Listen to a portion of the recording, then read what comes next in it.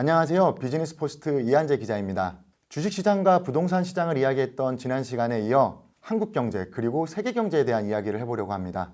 이번에도 최용식 소장님 나와 계십니다. 안녕하세요. 네, 1부에 이어서 이렇게 또 뵙게 돼서 반갑습니다.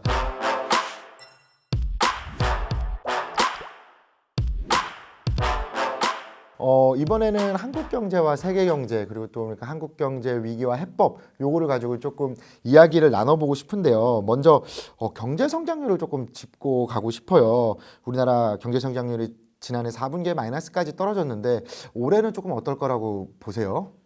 지난해 4분기에 마이너스 1.5% 성장했잖아요. 그 얘기는 이제 축소 재생산에 들어갔다는 얘기거든. 근데 축소 재생산은 악순환이에요.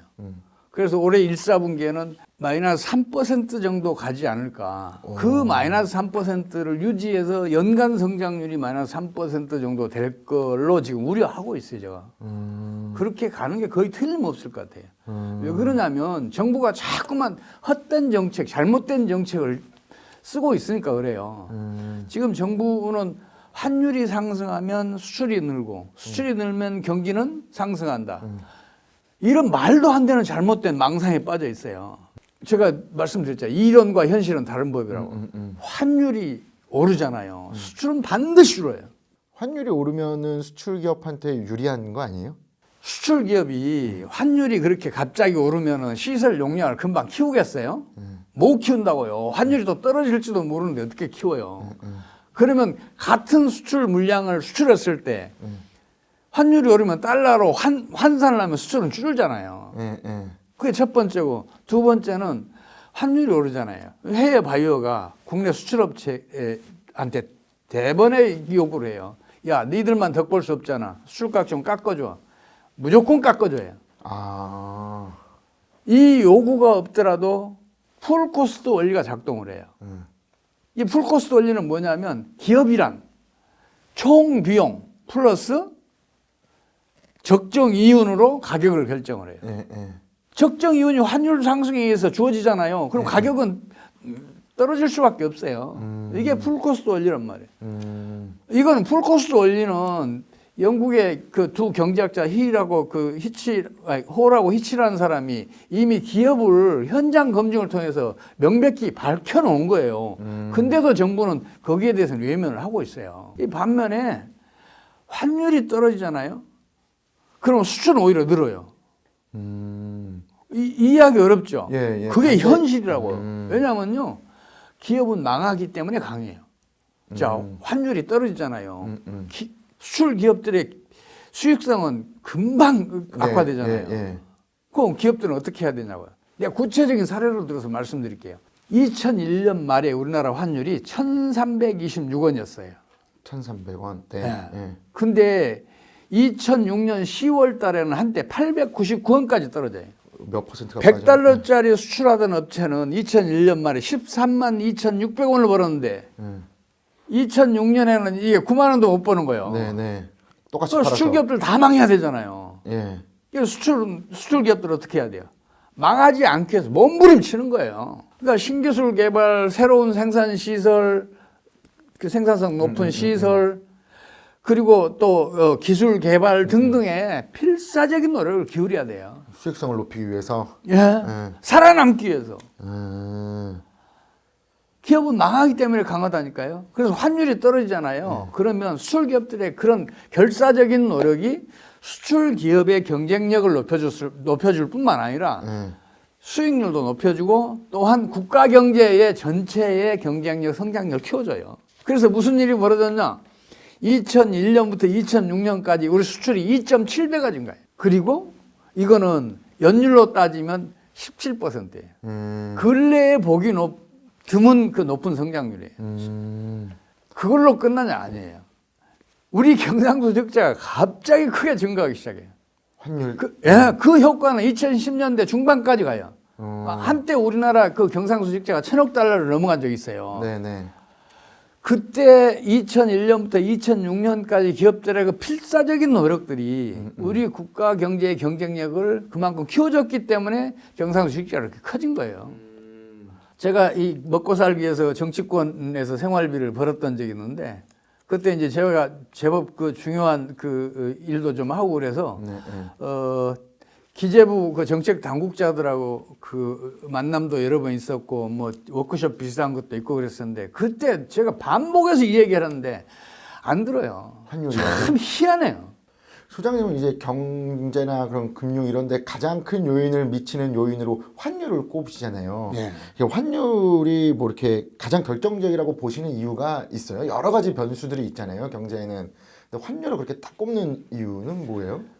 그 경제를 진단할 때는 이제 그 주요 경제 지표를 꾸준히 이제 그 살펴야 되거든요. 네, 네. 근데 그 중에서 어느 것인가 이상하고 큰 변동을 보이잖아요. 네.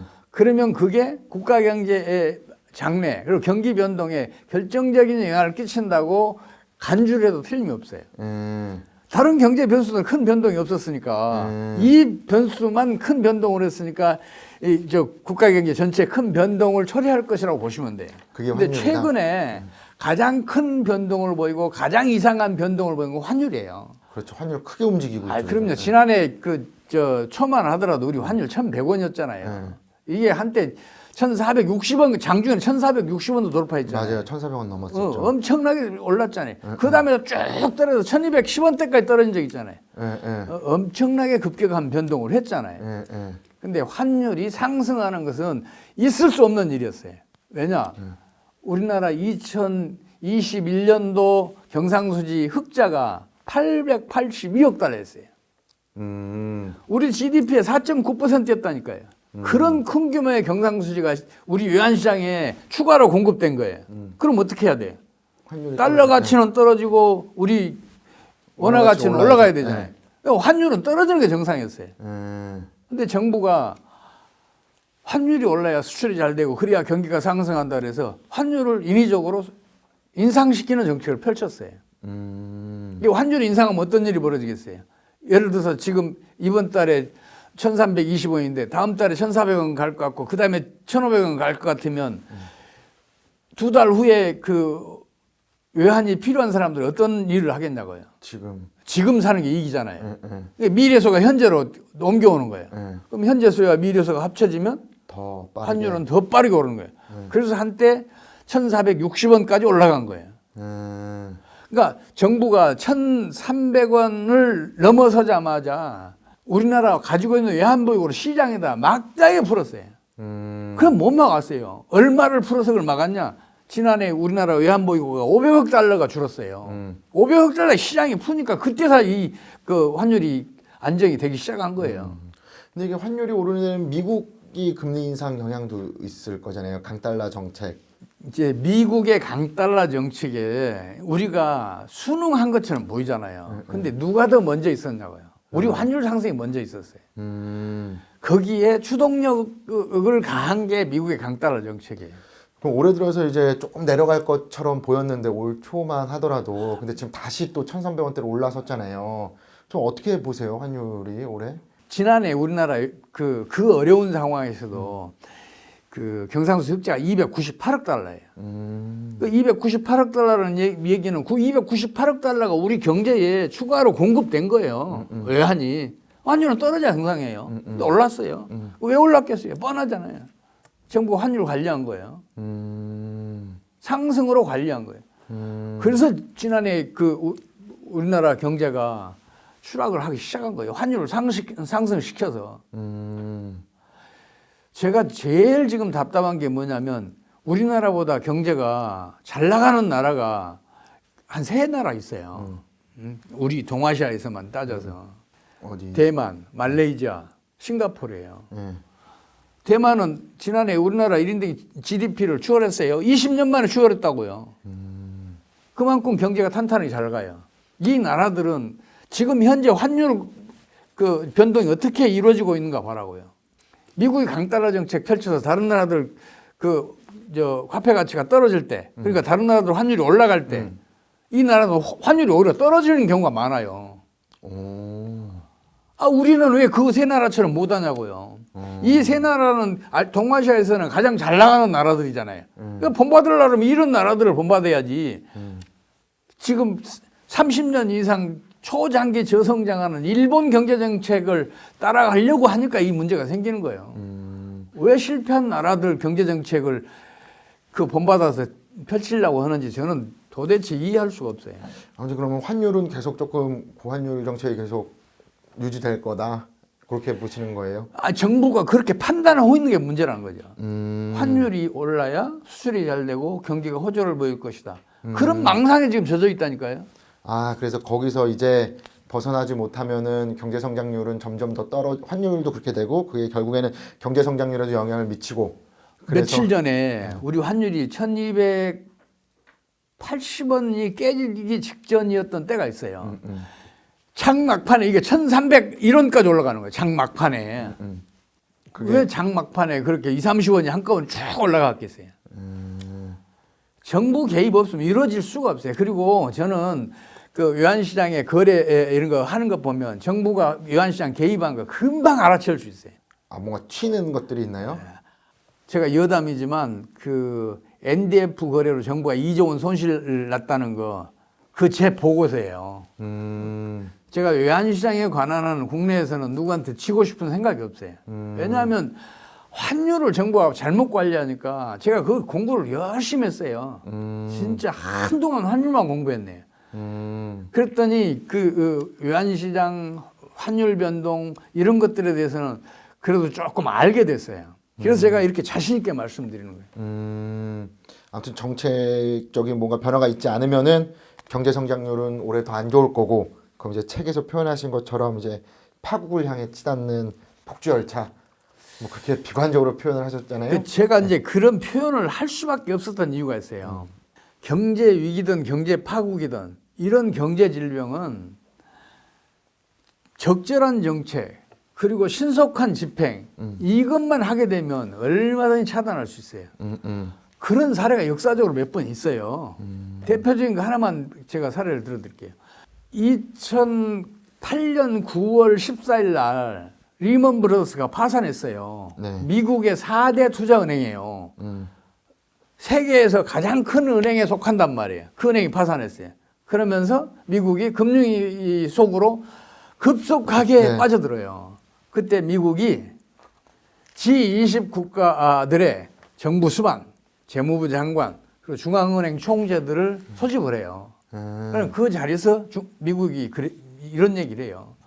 미국이 모범을 보일 테니 여러분들도 협력해달라.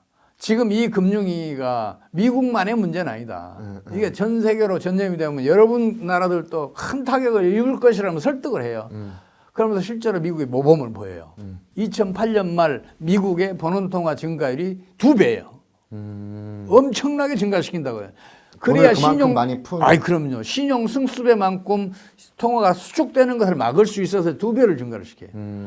그리고 기준금리도 대폭 낮춰요. 그리고 나중에 0.25%까지 떨어지잖아요. 그리고 재정 지출도 7천억 달러로 추가를 해요. 이런 모범을 보여요.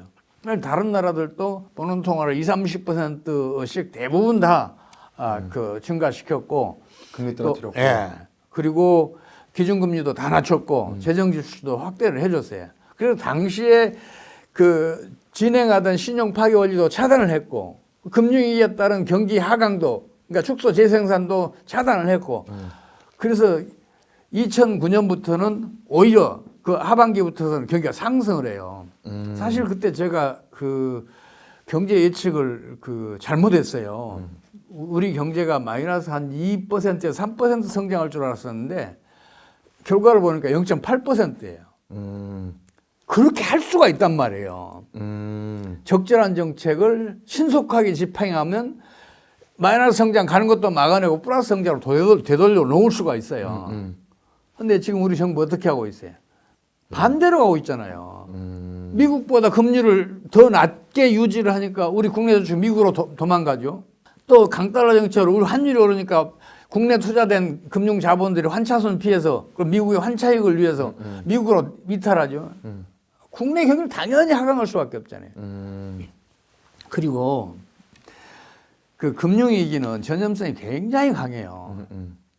어느 나라에서 어느 정도의 그 규모가 있는 나라에서 금융위기가 진행이 되잖아요. 그럼 다른 나라들이 금방 전염돼요. 그래서 국제적인 금융위기를 차단하려면 국제공조체제가 필수적이에요.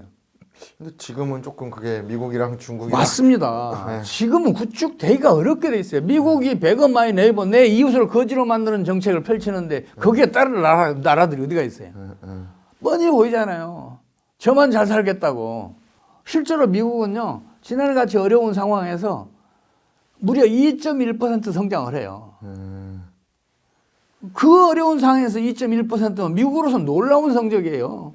그러니까 실업률도 떨어지고 또 주식시장도 그 수준에서 버텨주는 거고 부동산 시장도 지금 거품이 잔뜩 끼었는데 지금 그런 대로 거품이 안 꺼지고 지금 버티고 있잖아요.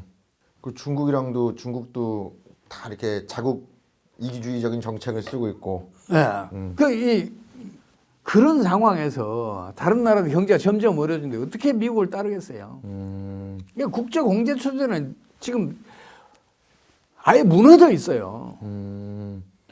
그렇기 때문에 지금은 조금 그렇게 IMF보다 더 큰 위기가 올 수 있다 이렇게 보는 것도 우리나라적인 측면도 있지만 글로벌 세계에서도 봤을 때 공조가 이루어지지 않아서 그런 측면도 있겠네요. 미국의 내 이웃을 거지로 만드는 정책에 가장 큰 피해를 입은 나라는 우리나라예요. 지난 4분기에 마이너스 1.5% 성장했잖아요. 그것 때문에.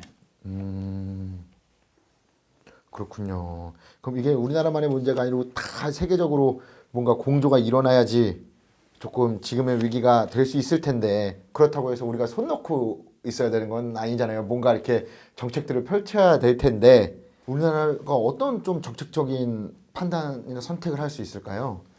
미국이 내 이웃을 거지로 만드는 정책을 펼치고 있잖아요. 그런 상태에서는 우리라도 우선 살고 봐야 돼요. 그럼 어떻게 해야 되겠어요? 자꾸가 미국보다 기준금리가 1% 이상 높아야 돼요. 미국은 투자가 안정적이잖아요. 1% 이상 더 높여야 미국으로 이탈했던 국내 저축 돌아와요.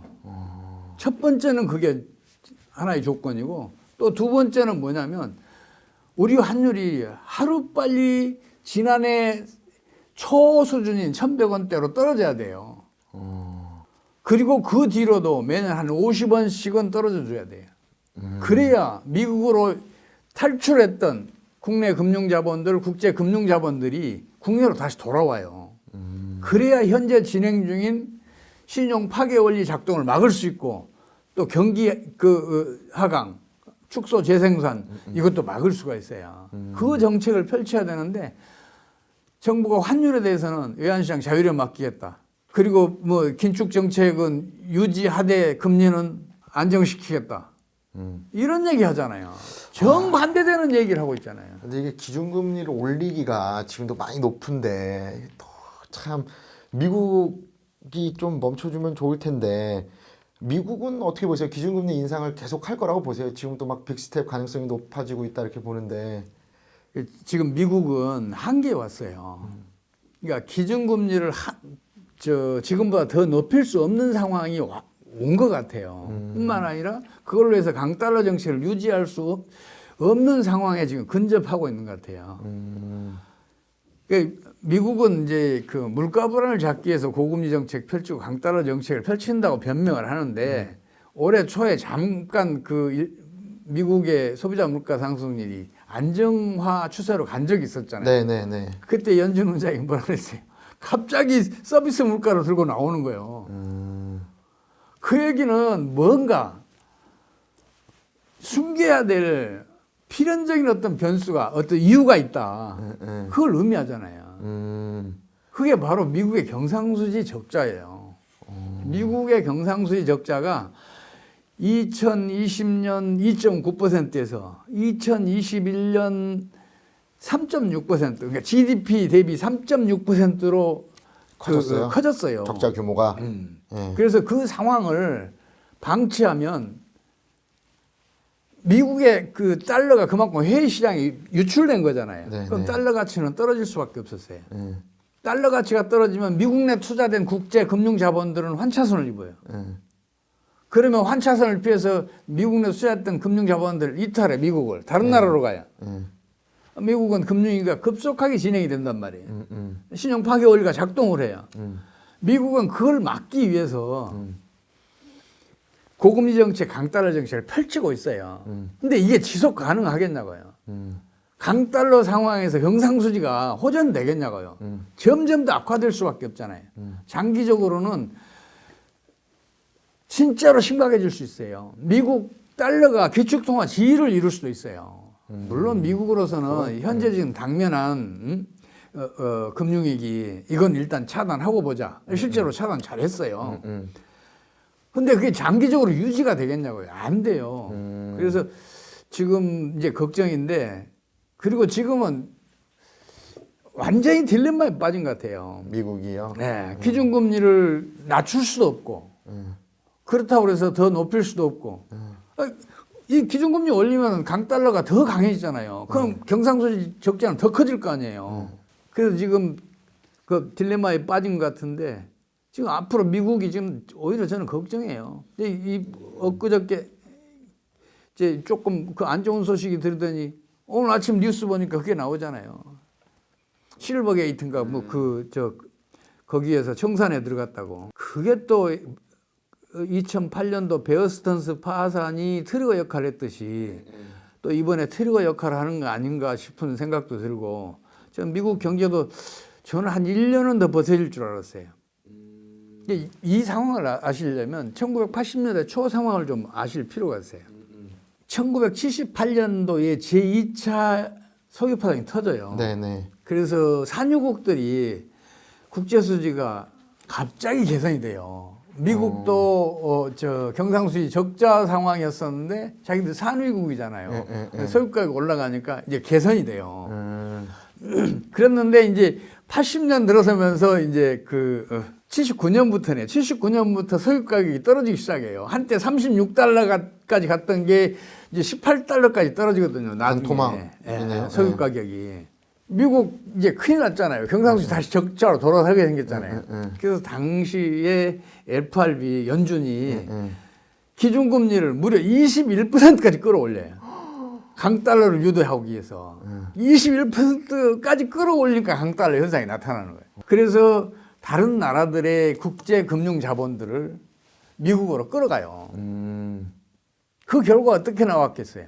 경제 체력이 좀 약한 나라들, 경상수지가 적자인 나라들, 외환보유고 다 고갈돼요. 국제 금융 자본들이 미국으로 다 몰려드니까 그 제3세계에 있는 국가들은 전부 다 외환보유고 고갈될 거 아니에요. 참으로 아르헨티나에서 애환위기가 터져요. 중남미 전체를 다 전염시켜요. 우루과이만 좀 타격이 적었어요. 모든 나라들 심각한 경제난에 봉착을 해요. 중남미만 그랬냐? 중앙아시아에 있는 여러 나라들, 또 우리나라도 1982년도에 외환위기를 겪어요. 그런 일이 벌어진단 말이에요. 그 일이 현재 똑같이 진행 중인데, 당시에 미국의 성장률을 보실 필요가 있어요. 80년 다음에 1981년도 미국은 플러스 성장을 해요. 틀림없어요. 근데 82년도에 다른 나라들은 이제 외환위기에서 벗어나면서 이제 플러스 성장으로 돌아섰는데 미국은 홀로 마이너스 2%대 성장을 해요. 지금 저는 미국의 성장률이 내년쯤 마이너스 갈 줄 알았어요. 내년 하반기쯤부터 경기가 하강할 줄 알았는데 어쩌면 올해 하반기부터 경기가 후퇴할 가능성이 굉장히 높아요. 지금 상황이 그만큼 나빠요. 글로벌 경제가 다 안 좋은 거네요. 네. 이런 금융위기 같은 거는 왜 자꾸 이렇게 반복적으로, 아까 말씀하셨듯이 80년대도 일어나고 지금도 일어나고 뭐 리만 때도 그렇고, 왜 이렇게 반복적으로 계속 이렇게 일어날까요? 일단은요, 경제 병력이 없어서 그 반복적으로 일어나는 걸 막지는 못하고 있는 게 첫 번째 이유고요. 두 번째는 금융위기라는 게 반복되는 속성을 스스로 가지고 있어요. 이제 금융위기가 전개되는 그 과정을 한번 보시자고요. 네. 자, 수요의 시간 이동이 일어나야 그렇죠. 광기가 생기죠. 또 광기는 그 수요의 공동화에서 패닉으로 가죠. 또 신용 파괴 원리의 작동으로 해서 패닉은 이제 붕괴로 가잖아요. 네네. 반드시 그 과정을 거치게 돼 있어요. 근데 이거를 차단할 방법이 마땅치가 않잖아요.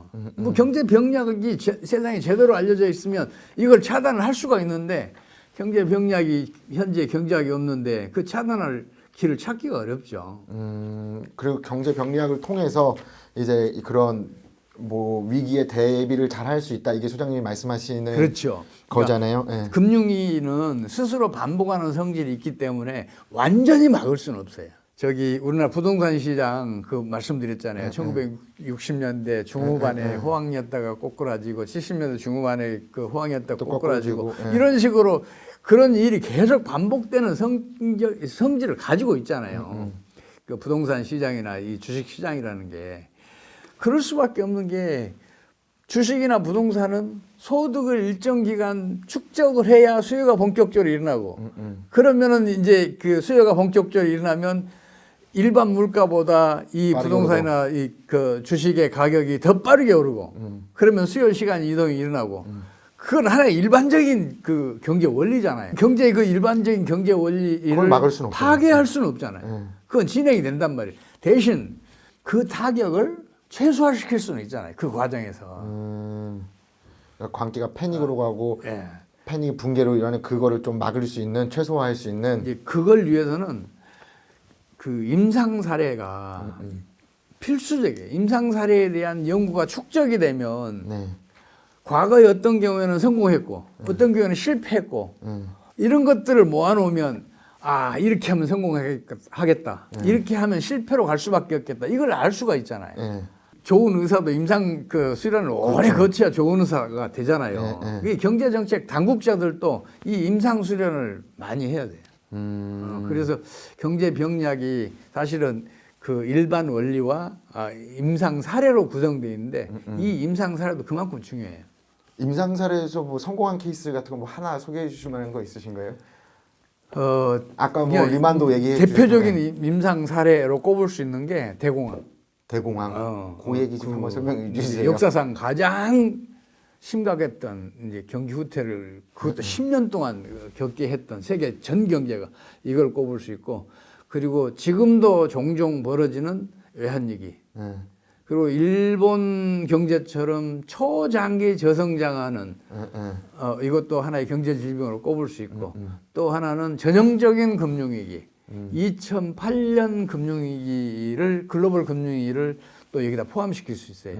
그 밖에 또 하나 꼽을 수 있는 게 초인플레이션을 꼽을 수 있어요. 초인플레이션. 그 중에서 2008년 말에 터졌던 그 글로벌 금융위기에 대해서 제가 간단하게 그게 왜 벌어졌고 어떤 전개 과정을 거쳤는지 말씀을 좀 드리고 싶어요. 지금 2008년 글로벌 금융위기에 대해서 과다한 레버리지, 금융 규제 완화, 파생 금융 상품 뭐 이런 등등의 지금 그 원인이라고 이야기를 해요. 경제 전문가들은. 네, 그렇죠.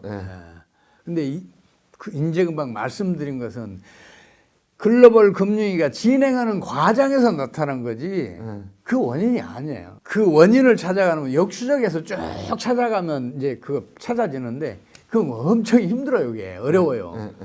근데 이거를 이제 그 역수적에서 그 과정을 파악을 해놓으면 설명하기 쉬워요. 이런 일이 벌어졌는데 그 뒤에 이렇게 벌어졌다. 이렇게 설명하기 쉬우니까 그 방법으로 제가 설명을 드릴게요. 2000년대에 그 아들 부시가 The Ownership Society라는 슬로건을 내걸어요. 그러니까 소유자 사회, 누구나 집을 한 채 갖도록 하겠다. 이런 공약을 내세워요. 그래서 무려 550만 채의 주택을 공급하겠다. 550만 채. 550만 채의 주택을 공급을 해요. 그 공급을 하려면 수요가 일어날 거 아니에요. 그러면 그 구매자들한테 유동성을 줘야 될 거 아니에요. 돈이 있어야 사니까. 그래서 페니메이 그리고 프레디맥 이런 정부 금융공사들 동원해서 파생 금융상품을 만들어요. 그러니까 그 돈으로 대출을 막 해줘요. 싸게. 그러니까 이제 주택가 이제 그렇게 해주니까 이제 주택 수요가 늘어나면서 550만 채 공급했던 그게 성공을 해요. 다 팔려. 거의 다 팔려. 근데 문제는 이제 그 파생 금융, 그러니까 주택 가격이 아까 말씀드렸잖아요. 수요 시간 이동에서 급등했다가 수요 공동화로 가격이 떨어진다고. 수요 공동화 되니까 어떻게 돼요? 파생 금융상품 폭락을 하잖아요. 그래서 2007년 중반쯤 베어 스턴스의 그 산하에 있는 헤지펀드 두 개가 그 고객 돈 50억 달러를 날려먹어요. 파산을 해요. 깨지는군요. 그러니까 베어 스턴스에 대한 신뢰가 무너져요. 그래서 베어 스턴스에서 뱅크런이 생겨요. 투자금 인출 사태가 터진다고요. 투자금 인출 사태는 얼마나 위험한 거냐면 극장에 가서 한참 상영 중인데 깜깜한 그 속에서 불이야를 외쳐봐요. 입구에서 다 사고 나죠. 네.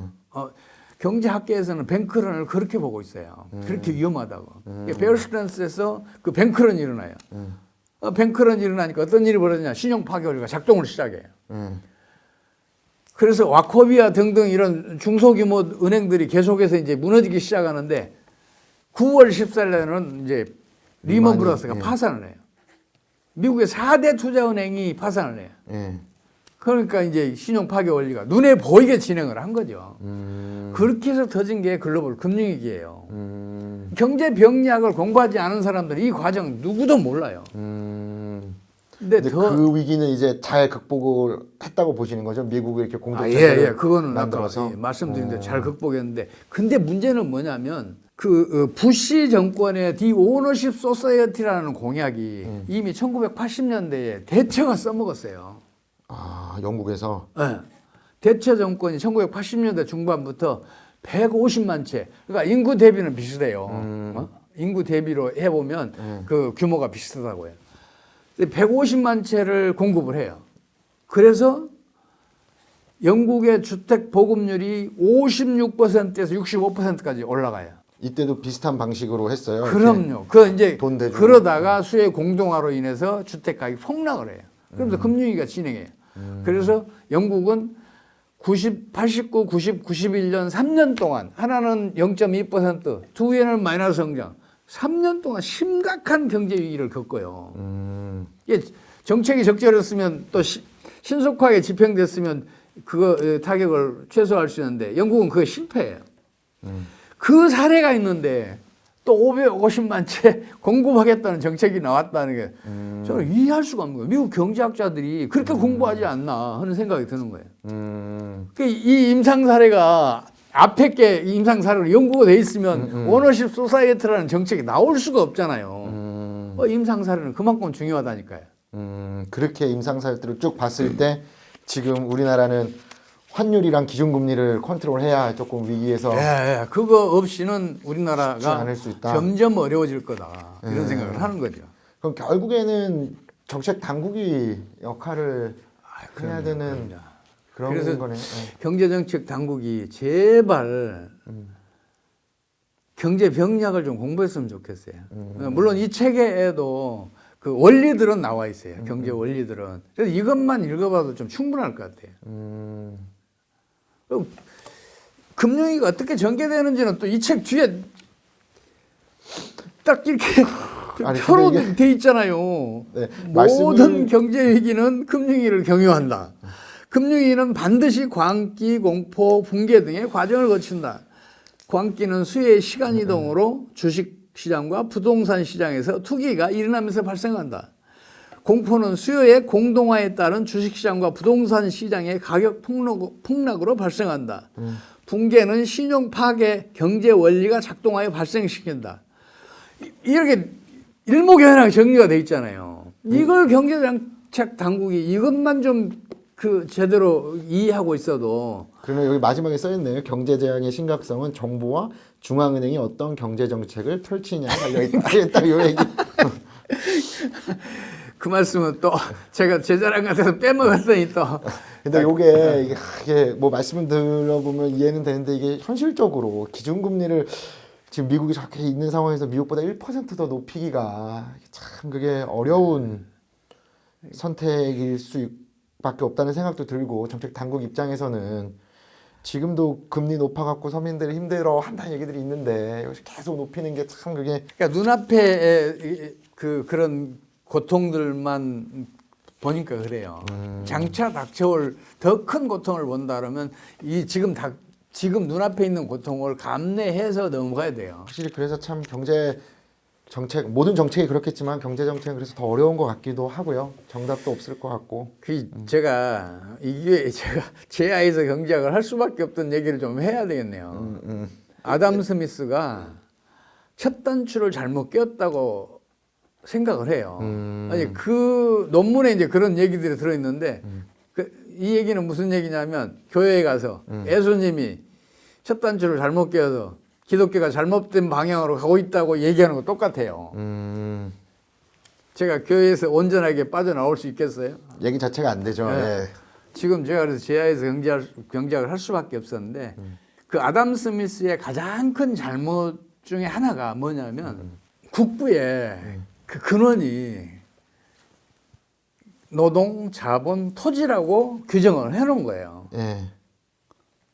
이거는 국부의 그 국부가 증가하는 필요 조건이지 충분 조건은 아니에요. 그러니까 이거는 어려운 얘기니까 제가 비유를 들어서 말씀드릴게요. 축구 선수가 뛰어난 그 활동을 하기 위해서는 일단 타고나야 돼요. 체격 타고나야 되죠. 운동신경 타고나야 되죠. 이게 말하자면 이제 그 자본, 노동, 토지란 말이에요. 네네. 생산 요소들이에요. 네. 근데 이것만 타고 태어나갖고 운동선수가, 축구선수가 축구를 잘하냐고요. 노력. 이걸 발휘할 체력이 있어야 될 거 아니에요. 예. 체력을 갖춰야 운동신경도 발휘하고 체격도 쓸모가 있죠. 예. 근데 이것만 갖고 또 안 되잖아요. 예. 축구 기술이 있어야 되잖아요. 또 축구 기술만 있어갖고 안 되잖아요. 위기나 기회는 경기 막판에 올 수 있으니까 경기 감각도 갖춰야 돼요. 네네. 이제 국가 경제에서는 이게 성장 잠재력이고 국제 경쟁력이고 성장 지속력이에요, 이게. 근데 이 세 가지는 땀 흘려야죠. 또 인내해야죠. 또 피를 흘려야 돼요. 피는 희생이에요. 노력이 있어야 돼. 피나는 노력을 해야 된다고요. 피땀을 흘리지 않으면 이것들은 얻어질 수가 없어요. 피땀 흘려야 할 일을 아담 스미스가 외면하게 했어요. 그런 노력의 국부론엔 담기지 않았다. 그러니까 자꾸만 포퓰리즘적인 경제 정책이 펼쳐지는 거예요. 피땀 어린 노력 없이 이룩할 수 있는 건 아무것도 없어요. 그렇잖아요. 경제 정책도 마찬가지고 국가의 성과도 마찬가지예요. 경제 정책의 성과도 마찬가지고. 국민과 기업과 그리고 정부가 피땀 흘려야 경제는 비로소 다른 나라에 비해서 상대적으로 더 뛰어난 성과를 거둘 수가 있어요. 근데 이런 걸 좀 제발 좀 알아줬으면 좋겠는데 아담 스미스가 그런 걸 딱 외면하게 만들었잖아요. 생산 요소로 국부가 증진되는 것처럼 얘기를 해놓으니까 그런 데 대해서 누구도 관심을 안 가져요. 그래갖고 이제 정책 당국이 소장님의 목소리를 그렇게 된 거군요. 네. 아담 근데 스미스부터. 제가 하는 얘기들은 지금 현재 경제하고 다 배치되는 얘기예요. 경제 병약도 없지. 또 지금 말씀드린 것도 경제학 이론에는 어디에도 없지. 그러니 얼마나 제가 답답하겠어요. 그래서 이렇게 소장님 얘기 쭉 듣다 보면은 우리나라 경제를 좀 이렇게 긍정적으로 보고 계신 것 같은데 얼마나 답답하셨으면 이런 책을 쓰셨을까 뭐. 그럼요. 지금 경제 정책만 시의적절하게 펼쳐지면 우리 경제가 세계에서 최강, 그리고 5년 이내에 5만 달러 넘어설 거고 또 10년 후에는 10만 달러 넘어설 거로 저는 보거든요. 언제 이명박 정부 때 그쪽 사람들이 저한테 묻더라고요. 당신이 만약에 경제부총리를 하면 어떤 성과를 낼 수 있겠냐고 그래서 제가 그랬다니까요. 5년에 5만 달러 넘겨줄게. 지금은 저는 5년 이내에 6만 달러 넘길 수 있어요. 자신 있어요. 그리고 10년 후에 10만 달러 넘길 수 있어요. 이제 제가 어디 가서 이런 얘기 했더니 거기 경제학자가 있었나 봐요. 격렬하게 반발이 들어온 거예요. 그게 어떻게 가능하냐. 당신 말대로 하려면 우리나라 1년 성장률이 얼마인지 계산해 봤냐. 그 성장률을 기록하고도 우리나라가 온전할 것 같냐. 당장의 경기 과열이 일어나서 우리나라 망한다는 얘기를 해요. 그래서 제가 거기에서 계산기도 안 쓰고 흑판에다 숫자 써갔어요. 이렇게 하면 가능하다. 우리나라 당시 기준으로 우리나라 그 잠재 성장률은 6%는 된다고 나는 생각한다. 그러면 이제 그 근거를 댔어요. 당시에도. 그럼 1.06 곱하기. 그다음에 우리나라 환율을 매년 5%씩 낮춰도 된다고 생각한다. 환율, 결국 환율. 그러면 0. 1 마이너스 0.9의 5제곱. 하고 아까 얘기했던 1.06 이제 5제곱 한 거하고 다시 곱해봐라. 그러면 5만 달러 나와요? 수치가 얼마 나온가 봐라. 거의 3회 근접한 수치가 나오지 않냐. 그 우리나라가 2만 달러 초반이더라도 3회 근접한 숫자가 나오니까 5만 달러 얼마나 넘을 수 있다. 그랬더니 또 이제 환율을 매년 5%씩 낮춰도 이제 조금 목소리를 낮아졌어요. 낮춰도 우리 경제가 온전하겠냐는 이야기를 해요. 그래서 제가 그랬어요. 우리 경상수지 봐라. 그리고 기업은 망하기 때문에 강하다. 환율이 매년 5% 떨어지면 우리 기업들은 더 배전의 노력을 기울여서 필사적으로 노력해서 세계적인 기업으로 우뚝 설 거다. 세계 최고의 경쟁력을 가진 기업이 될 거다. 제가 그런 얘기를 한 적이 있는데 사람이라는 게 역경을 딛고 일어서면 크게 성장하잖아요. 네. 역경이 없으면 그 성장하는 게 사실은 지속적으로 성장하는 게 그 어떤 동기부여가 없으면 힘들잖아요. 네. 역경이 동기부여를 주잖아요. 기본적으로 그런 우리나라의 잠재적인 능력을 굉장히 높게. 그럼요. 생각을 해보세요. 우리 국민들 세계 최고로 뛰어나요. 응? 우리 기업들 이 세계 최강이라니까요. 우리 기업인들을 한번 저는 우리 기업인들에 대해서 비난하는 사람 있으면은 저는 그 눈에 쌍심지를 펴고 쳐다봐요. 우리나라는 옛날부터 어떤 그 동료 의식이 강하잖아요. 그래서 사장이 돼도 직원을 함부로 안 다뤄요. 다른 나라에 비해서 훨씬 더 우대해요. 그래야 직원들도 열심히 심혈을 기울여서 몰입을 할 거 아니에요, 업무에. 지금까지 소장님 말씀 쭉 들어보면은 결국에는 우리나라는 굉장히 잠재력을 가지고 있고 결국 정책 당국이만 조금 잘 하면은 지금 금융위기도 피해를 최소화하면서 넘어갈 수 있고 그리고 우리나라 성장률도 계속 높아질 수 있다 이렇게 들리는데 정책 당국이 하고픈 말씀이 참 많으실 것 같아요. 저희 2부 이제 마쳐야 될 시간인 것 같은데 정책 당국에 좀 이렇게 마지막으로 한 말씀 좀 부탁드립니다. 드리고 싶은 말씀 많아요. 근데 딱 한 가지만 제가 이 말씀은 꼭 좀 명심해서 정책 당국이 들어줬으면 좋겠다 하는 게 딱 하나 있어요. 그게 뭐냐면 환율이 상승하면 수출이 증가하고 경기가 상승한다는 그 망상에서 좀 벗어났으면 좋겠어요. 책상머리만 앉아있지 말고 수출 현장에 좀 가보셨으면 좋겠어요. 정책 당국자들이. 환율이 오르면 수출이 줄어들 수밖에 없는 이유를 좀 그 현장에서 확인했으면 좋겠어요. 그리고 우리 역사적 사례에서 환율이 하락하면 수출이 더 증가하고 우리 국제 수지도 개선됐던 거 그게 한 번만 있었던 게 아니잖아요. 1980년대 중후반에도 있었고 2000년대 초중반에도 있었고 그랬잖아요. 그럼 그 현실을 좀 직시했으면 좋겠어요. 이론에만 매달려 있지 말고 책상머리 발상에만 매달려 있지 말고 현실을 좀 보셨으면 좋겠어요. 그리고 이론과 현실은 가끔은 서로 충돌하는 경우가 많아요.